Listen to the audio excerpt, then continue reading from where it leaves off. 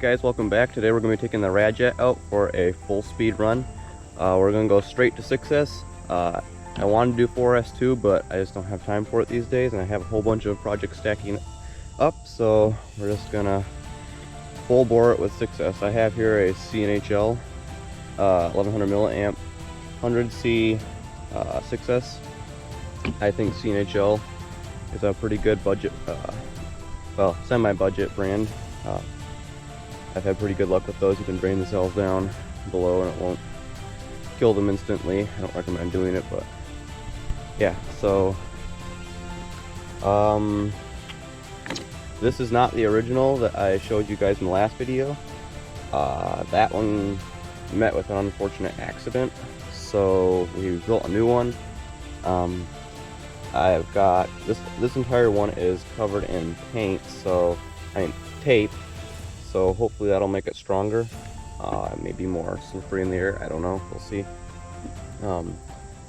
So yeah, I've painted this one up, as you can see. Same electronics, same ones as the last one, except I'm running 6S. This is a 4-cell motor, so hopefully you don't get any bad effects from that. We should get some crazy speed. Hopefully I can handle that speed. We shall see. So yeah, let's get started. I forgot to mention that instead of a GPS in the plane, what we're going to use is a SkyRC, just a module that we can throw in the plane. I'll put links for everything down in the description below, including the plans for this plane. So yeah, we'll use this because I'm just getting tired of swapping GPSs from plane to plane when I wanted to test the speed.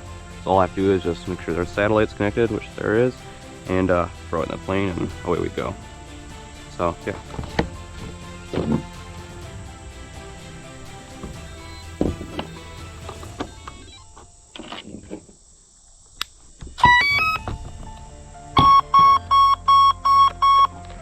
Wow, there's a significant louder pop when you plug this one in compared to 4S. Oh, there we go. Just tape it on good and secure. We don't need this coming off in flight. I believe Mr. Mann, the designer of this plane, has some sort of hatch system worked up, but this is all I've got for now, so we'll just have to work with it.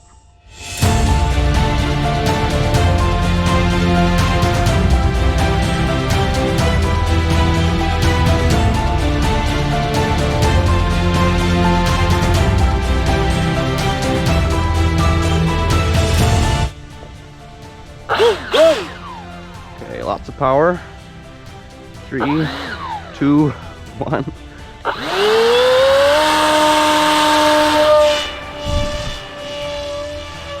Whoa. Oh my goodness. That was rather crazy. I wonder if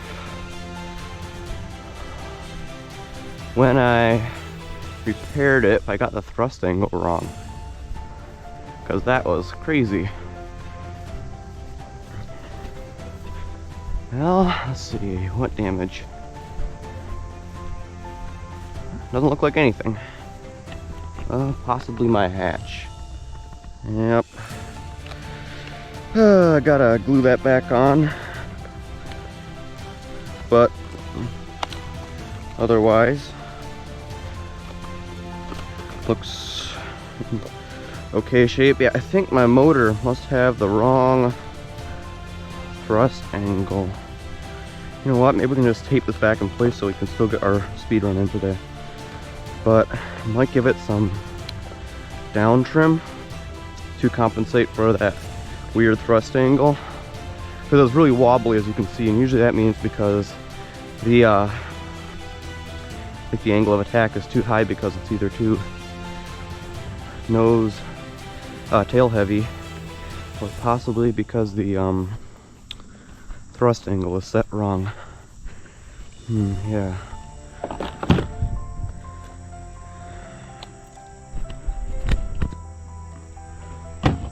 Okay, I got some masking tape.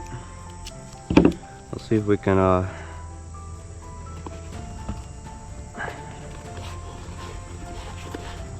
tape that in place so that it doesn't come off in flight, because we don't want to lose that brand new GPS or the brand new 6-cell battery.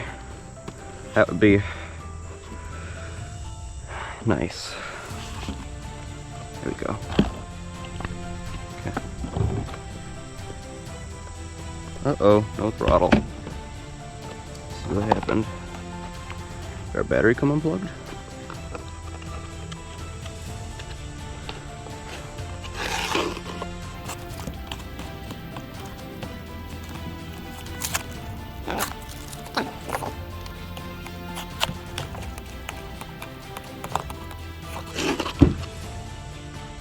No. Okay. That's odd. One of our wires come undone back here. Oh yeah. Looks like our one ESC wire. See it down right there. Came disconnected from our. No, actually, they all came undone. Let's see. Yeah, it happens almost every time I wipe out with this, because the inertia of the plane flying forward causes them to unplug. The inertia of the ESC flying through the plane causes it to unplug from the motor. So we'll try this again, though it seems like I'm just asking for a death nail of this thing, but we'll try it. I'll probably regret it in a couple hours, but you never know. And you get this thing in the air, challenge almost ending.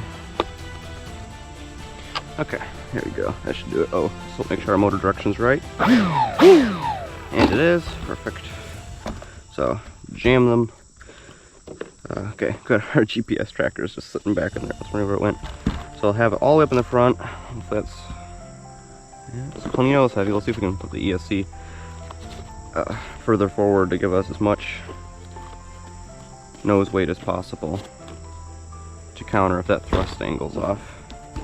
I might just have to get some speed up, and that's all that's going wrong, but it kind of seems like my thrust angle might be funny. Wish I could remember what I did last time for it, because with the last wipeout with this, I've been practicing a few lately, a couple times. What happened was the whole knock got, the whole back got knocked off and broken up, and the motor flew out. So I had to, as you can see, because it used to be red all the way across here, I had to remount the motor, and that might be causing problems. So, all right, take two. Okay, see if this time will go better.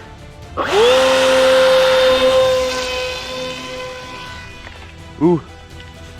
Ooh. Okay. It's all in one piece. I just didn't want to end up in some trees or the pond. Don't eat it in the pond. Well, that did seem better to me. I don't know, it seemed better. Actually, I forgot to do the down trim. I wonder if I just had gotten too much torque but not enough speed up, because this time I launched the lower speed.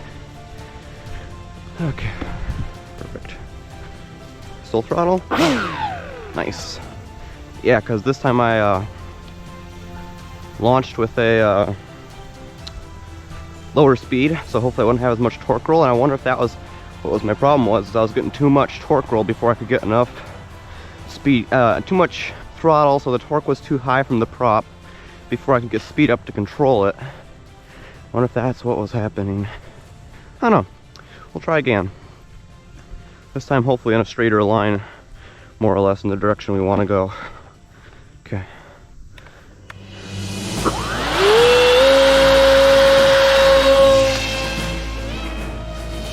There we go.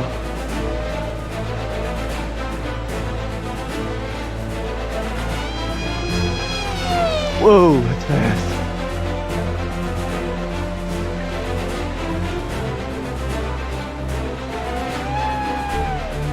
Okay, she's coming in for a landing.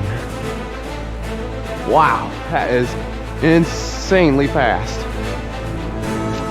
Oops. I need to turn up my rates a little bit. But we made it to the ground. That was fast. That's like faster than any arrow will go. It doesn't look like that on camera. Let's bring this back to the bench. It doesn't look like it's that fast on camera, but man, I am trembling. That was so fast. But we made it down in one piece besides that nose finishing its coming off process. But yeah, let's see. We gotta have been at least going 120. At least. That was, wow. Okay, what do we got? Oh man, 119. 119, man. I thought it was faster than that. That was like, then again, I was coming pretty close down. Still, 119 is nothing to be ashamed of. That is still pretty fast.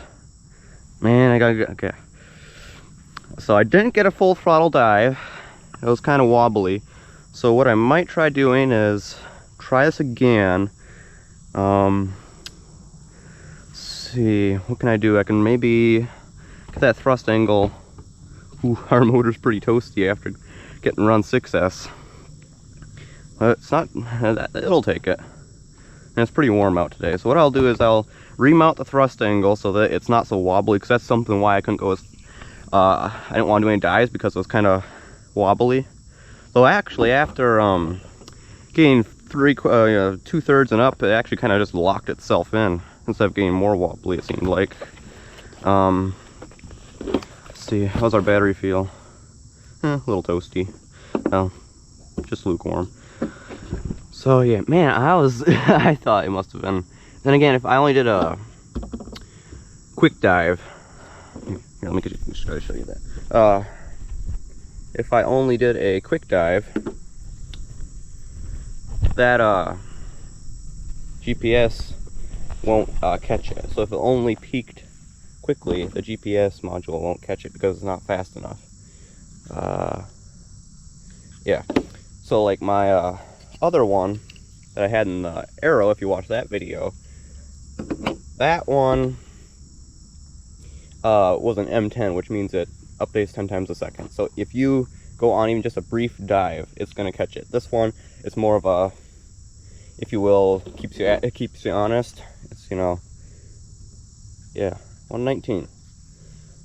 Well, we've still got some work to do, but at least it puts me in second on the challenge. You guys can join if you want. It's I'll put a link to it down in the description below. It's on Flight Test.